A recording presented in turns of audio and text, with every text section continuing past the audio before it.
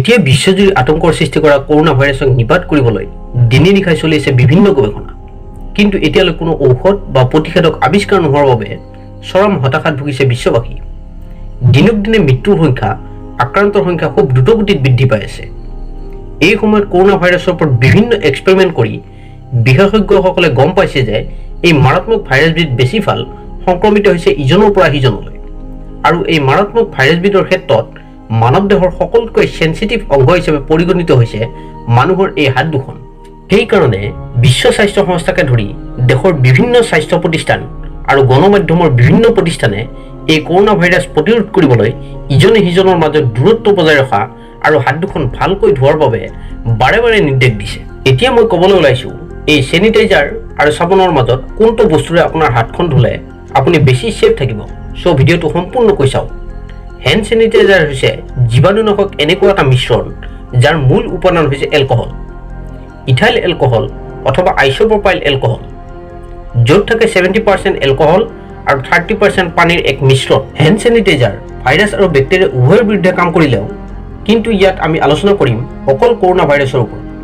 Corona ভাইৰাছটো যিহেতু বিভিন্ন ভাইৰাছৰ সমষ্টি, ইয়াক সম্পূৰ্ণ প্ৰটিনৰ আৱৰণ আৰু লিপ'প্ৰটিনে নিৰ্মাণ কৰা আৰু এখন আৱৰণে ইয়াক আবৃত কৰি ৰাখে, যাক এনভেলাপ বোলে। এলকহলে ভাইৰাছৰ এই এনভেলাপ আৰু প্ৰটিনবিলাকক ভাঙি দিয়ে, যাৰ ফলত ভাইৰাছটো সম্পূৰ্ণ নিষ্ক্ৰিয় হৈ যায় আৰু ৰোগ সৃষ্টি কৰাৰ ক্ষমতা হেৰাই পেলায়। পিছে আপুনি মনত ৰাখিব, এই চেনিটাইজাৰত কিন্তু এলকহলৰ পৰিমাণ 60%ৰ ওপৰত থাকিব লাগিব। এতিয়া চাবোনৰ বিষয়ে জানো। চাবোনৰ মূল উপাদান হৈছে ছ'ডিয়াম ষ্টিয়াৰেট আৰু পটাছিয়াম ষ্টিয়াৰেট। ছ'ডিয়াম আৰু পটাছিয়াম ষ্টিয়াৰেটৰ অণুৰ দুটা প্ৰান্ত আছে, নম্বৰ 1 হাইড্ৰফিলিক প্ৰান্ত আৰু লিপ'ফিলিক প্ৰান্ত। হাইড্ৰফিলিকে পানীৰ প্ৰতি আৰু লিপ'ফিলিকে লিপিড অৰ্থাৎ তেলজাতীয় পদাৰ্থৰ প্ৰতি আকৃষ্ট হয়। আমাৰ ছাল আৰু হাতত তেলজাতীয় পদাৰ্থৰ এটা আৱৰণ থাকে। কৰোনা ভাইৰাছে এই তেলজাতীয় পদাৰ্থত লাগি থাকে আৰু এই অৱস্থাতে যদি আপুনি চকু, নাক, মুখ মুচি দিয়ে, তেতিয়াই ই মানৱ শৰীৰৰ ভিতৰত প্ৰৱেশ কৰি মৃত্যুৰ মুখলৈ লৈ যায়।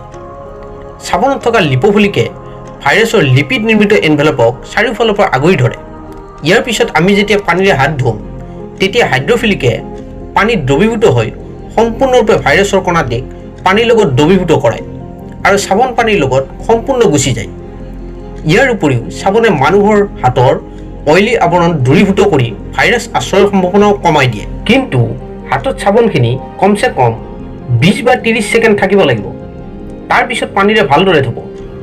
হেণ্ড চেনিটাইজাৰ শব্দটো আচলতে শুনিবলৈ স্মাৰ্ট আৰু আধুনিক যেন লাগে, সেয়ে মানুহে নিজৰ ষ্টেণ্ডাৰ্ড দেখুৱাবলৈ হেণ্ড চেনিটাইজাৰৰ কথা বেছিকৈ কয়। হেণ্ড চেনিটাইজাৰে ভাইৰাছৰ বিৰুদ্ধে কাম কৰে ঠিক, কিন্তু চাবোনৰ নিচিনা সিমান কাৰ্যকৰ নহয়। হেণ্ড চেনিটাইজাৰে ভাইৰাছ নিষ্ক্ৰিয় কৰে সঁচা, কিন্তু সকলো ভাইৰাছ নিষ্ক্ৰিয় কৰিব নোৱাৰে। কিন্তু চাবোনে বেছিভাগ ভাইৰাছ দূৰীভূত কৰে আৰু যি থাকি যায় ইয়াৰ সংখ্যা একেবাৰে নগণ্য। বিশেষজ্ঞবিলাকে কৈছে যে যদি কোনো ঠাইত চাবোন পানীৰে হাত ধোৱাৰ ব্যৱস্থা নাথাকে, তেতিয়া এই চেনিটাইজাৰ ব্যৱহাৰ কৰিও মাৰাত্মক ভাইৰাছৰ পৰা মুক্ত হ'ব পাৰি।